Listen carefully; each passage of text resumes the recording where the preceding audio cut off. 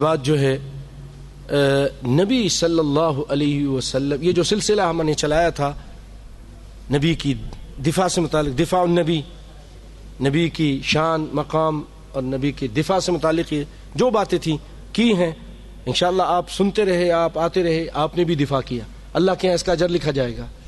یہ ساتھی بناتے رہے، اللہ ذائقہ خیر دے۔ جن ساتھیوں نے کوئی اشتہار بنا رہا تھا، کوئی اس طرح ریکارڈنگ کر رہا تھا، اللہ تعالیٰ مجھے بھی اور ان کو سب کو اخلاص عطا فرمائے، کوئی اور کچھ کر، سب کو یہ اجر ملے۔ آپ آئے ہیں، لوگوں کو لے کر آئے ہیں، جوش جذبے کے ساتھ ہیں، دفاع کا ثواب ملے گا انشاءاللہ العزیز۔ تو ابھی ایک چیز اور باقی ہے کہ نبی کے حقوق کیا ہیں، نبی صلی اللہ علیہ وسلم کے حقوق انشاءاللہ العزیز وہ آپ کے سامنے بیان کیے جائیں گے، اور انشاءاللہ اس کے تاریخ کا اعلان ہم بعد میں کر دیں گے۔ آخری بات ایک اس میں یہ بھی ہوگی کہ آپ کے گستاخ کی سزا قتل ہے، یہ پہلے بھی بتائی تھی، لیکن ایک چیز پھر میں یاد دہانی کر دینا چاہتا ہوں کہ قتل کی سزا آپ نہیں دے سکتے ہیں۔ قتل کی سزا یہ کہ کوئی آدمی کسی کو جیسے ہمارے ملک میں ہو رہا ہے، نہیں، یہ گورنمنٹ کا کام ہے۔ گورنمنٹ اس گستاخ کو سزا دے گی، عدالت سزا دے گی۔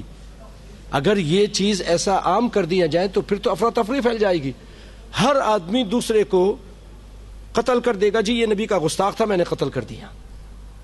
اسی لیے علماء نے کہا کہ نہیں، وہ تو صحابہ کرام تھے، ان کا معاملہ دوسرا ہے، ان کے ایمان کا تو اللہ نے اختبار لے لیا تھا، امتحان لے لیا تھا۔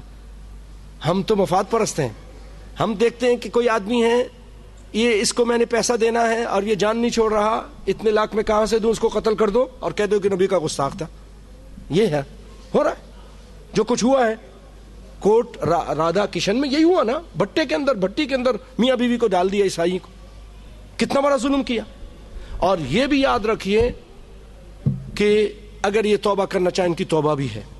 بعض لوگ کہتے ہیں کہ توبہ نہیں، امام حنیفہ رحمۃ اللہ علیہ اسی طرف گئے ہیں کہ اگر یہ توبہ کرنا چاہیں تو ان کو توبہ کی پکڑنے سے پہلے ان کو توبہ کرنا چاہیں، پہلی مرتبہ اگر کیا ہے توبہ کرنا چاہیں تو توبہ دو، ان کو توبہ کرنے دو، چھوڑ دو۔ ہاں اگر دوسری مرتبہ کیا ہے اور آپ نے قابو نہیں کیا، قابو کرنے سے پہلے پھر توبہ کرتا، پھر اس کی توبہ قبول ہے۔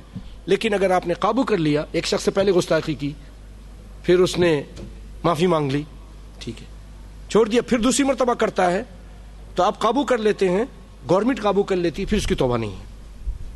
لیکن اگر آپ کے قابو کرنے سے پہلے پھر توبہ کر لیتا ہے، پھر وہ معاف ہے۔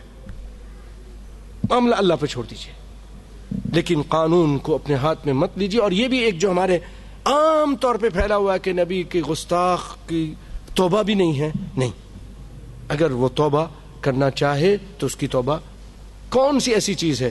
ان اللہ لا یغفر ان یشرک بہ ویغفر ما دون ذلک لمن یشاء۔ اللہ تعالیٰ فرماتے ہیں شرک ایک ایسا گناہ ہے کہ جس کو اللہ نہیں معاف کرے گا، اس کے علاوہ جتنے گناہ ہیں اس کو معاف کر دے گا۔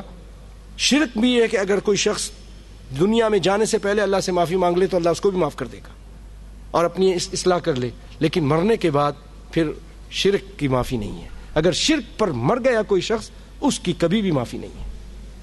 تو میں یہ ایک اہم بات جو بتانا چاہتا تھا کہ قانون کو اپنے ہاتھ میں مت لیجئے، اللہ کرے ہماری بات یہ دور دور تک پہنچے، اور یہ جو افراتفری ہے اور ایک دوسرے کو قتل کر رہے ہیں، یہ چیز ختم ہو۔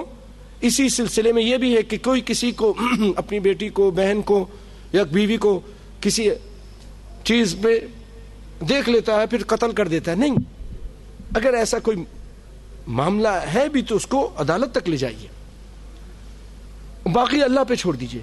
اس سے کیا ہوتا ہے، جب آپ اجازت دے دیں، کوئی بھی شخص کسی کی بھی بیٹی کو جو بیوی بنا کے لایا ہے، اس سے جان چھڑانے کے لیے اس کو قتل کر دیتا ہے اور کہتا ہے یہ دوسرے کے ساتھ اس کے تعلقات تھے، حالانکہ کوئی تعلقات نہیں تھے۔